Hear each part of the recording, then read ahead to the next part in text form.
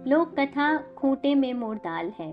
कथावाचक निधि सहगल। खूंटे में मोर दाल है, का खाऊं का पीऊं, का लेके परदेस जाऊं। एक चिड़िया थी जो रोज दाना चुगने के लिए अपने बच्चों को घोंसले में छोड़कर दूर जंगलों के पार बस्तियों में जाया करती थी। एक दिन किसी घुरे पर उसने एक चने का दाना पाया। वह उसे लेकर चक्की में दरने के लिए गई। दाल दरते दरते एक दाल खूंटे में फंसी रह गई। एक ही दाल बाहर निकली। चिड़िया ने उसे निकालने के लिए अपनी ओर से बहुत कोशिश की, लेकिन वो सफल नहीं हो सकी। चिड़िया बढ़ई के पास गई और उससे खूंटे में फंसी दाल बाहर निकालने के लिए कहा। बढ़ई कुछ और काम कर रहा था, इसलिए उसने ध्यान नहीं दिया। चिड़िया ने उसे बहुत मिन्नत की। उसने कहा, बढ़ई बढ़ई खूंटा चिरो, खूंटा में मोर दाल है, का खाऊं का पीऊं, का लेके परदेस जाऊं। बढ़ई ने उसकी एक ना सुनी और उसे दुत्कार कर भगा दिया। फिर वो राजा के पास गई। चिड़िया ने राजा से गुहार लगाई, राजा ऐसे बढ़ई को दंड दो जो मुझ जरूरतमंद की बात नहीं सुनता। राजा राजा बढ़ई दंडो, बढ़ई न खूंटा चीरे, खूंटा में मोर दाल है, का खाऊं का पीऊं, का लेके परदेस जाऊं। राजा के पास कहाँ इतनी फुर्सत थी कि नन्ही चिड़िया की बात सब काम छोड़कर सुनता। जब उसने भी विनती पर कोई ध्यान नहीं दिया तो वह रानी के पास गई और रानी से बोली, हे रानी, तुम अन्यायी राजा का साथ छोड़ दो। रानी रानी राजा छोड़ो, राजा ना बढ़ई दंडे, बढ़ई न खूंटा चीरे, खूंटा में मोर दाल है, का खाऊं का पीऊं, का लेके परदेस जाऊं।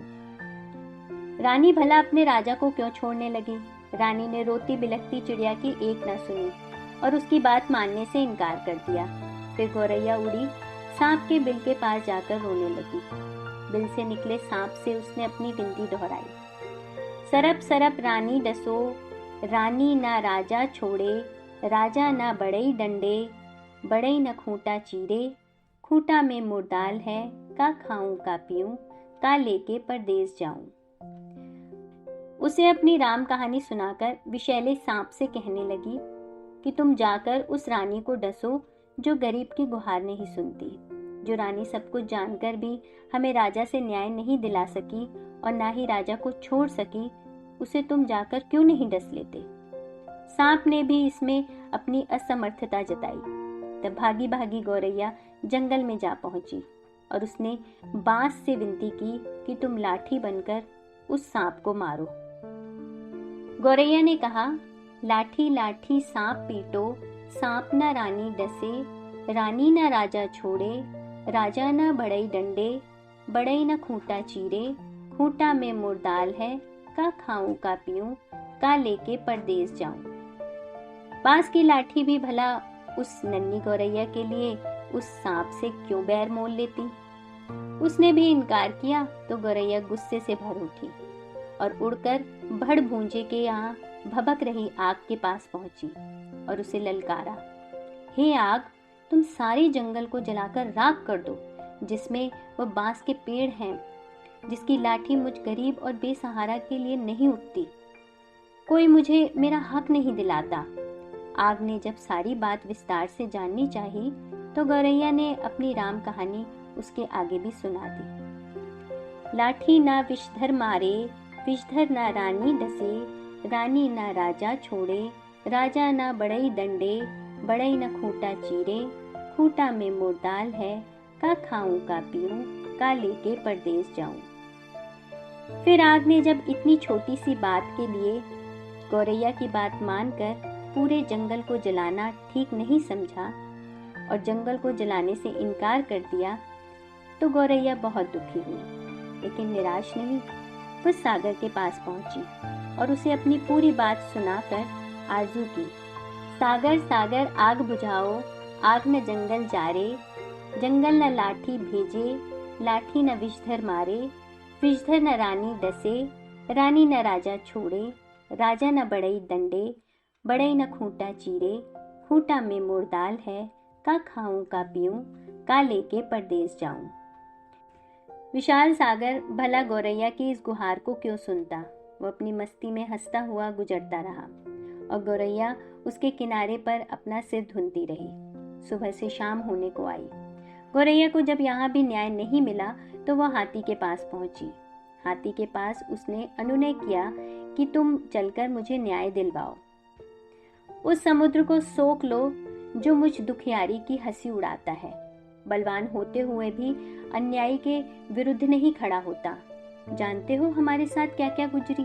और वो गा गा कर पूरी व्यथा कथा हाथी को सुनाने लगी।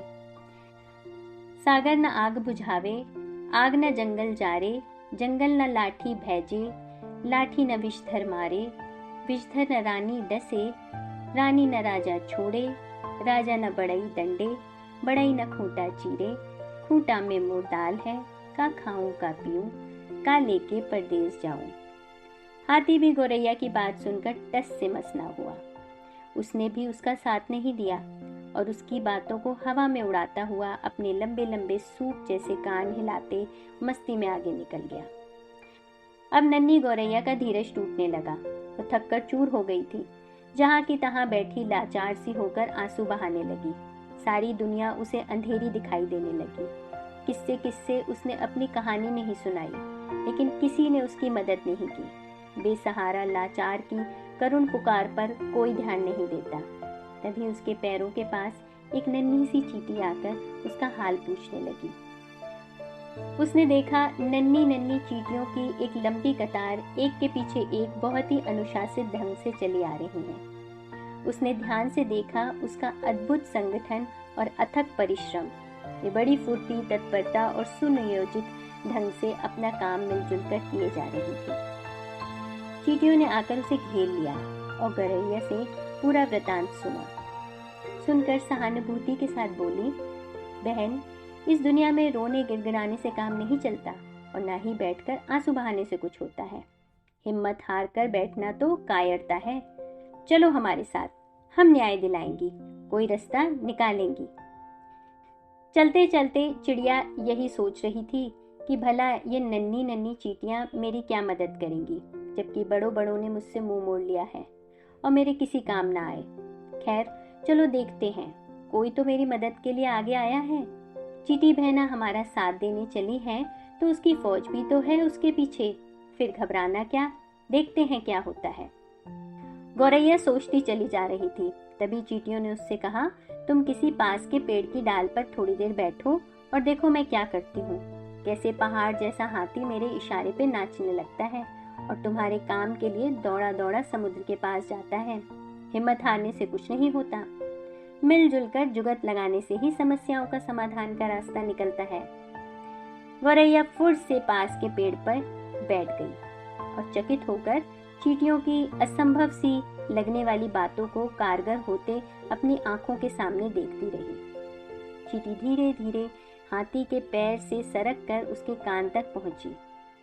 हाथी अपने सूप जैसे कान हिलाता, सूंड से अपने माथे पर फूंक मारता ही रह गया और चींटी उसके कान में घुसकर उसे तंग करने लगी और उसे समझाने लगी, बड़े बड़े बलवान यदि अपना बल अहंकार में चूर होकर दीनहीन छोटों की सहायता ना करें तो उन्हें भी भान होना चाहिए कि काम पड़ने पर छोटे भी यदि अपनी आन बान के लिए अड़ जाएं तो बड़े बड़ों के लिए संकट पैदा कर सकते हैं।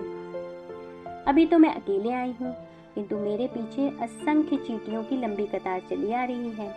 कहीं सबने एक साथ चढ़ाई कर दी तो लेने के देने पड़ जाएंगे। अपने प्राण संकट में क्यों डालते हो?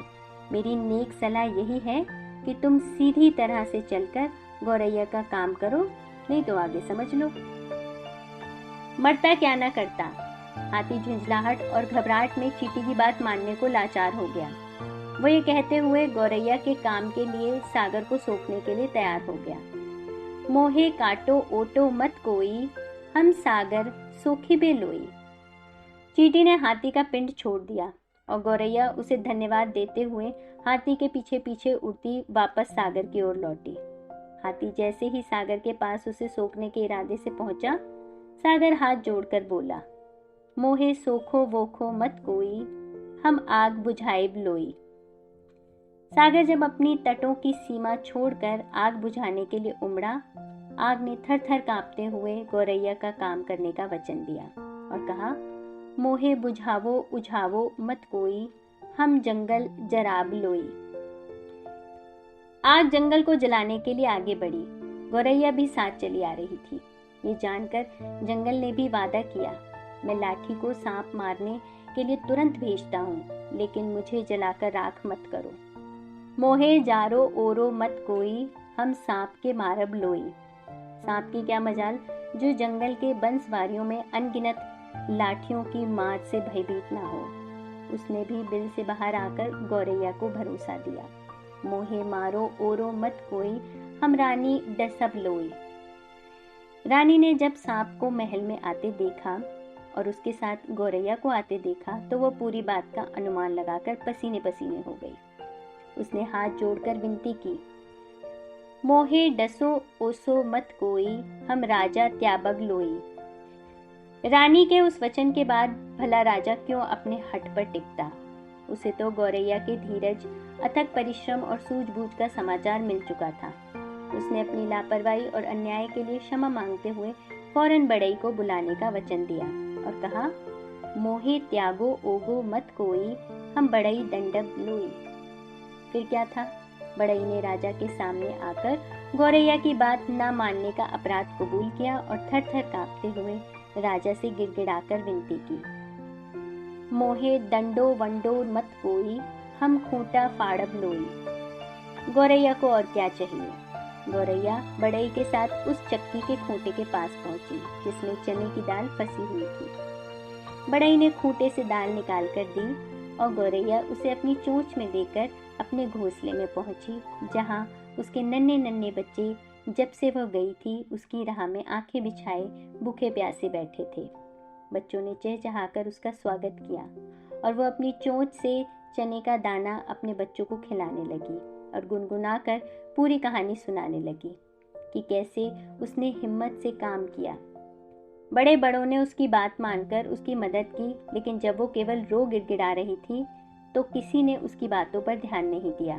मदद के लिए आगे आईं तो वो चींटियां, जिनकी संगठित सेना के सामने हाथी भी लाचार हो गया। सच ही कहा गया है, सब उसी की मदद करते हैं जो स्वयं की मदद करना जानता है। लोक कथा खूंटे में मोर दाल है। कथावाचक निधि सहगल।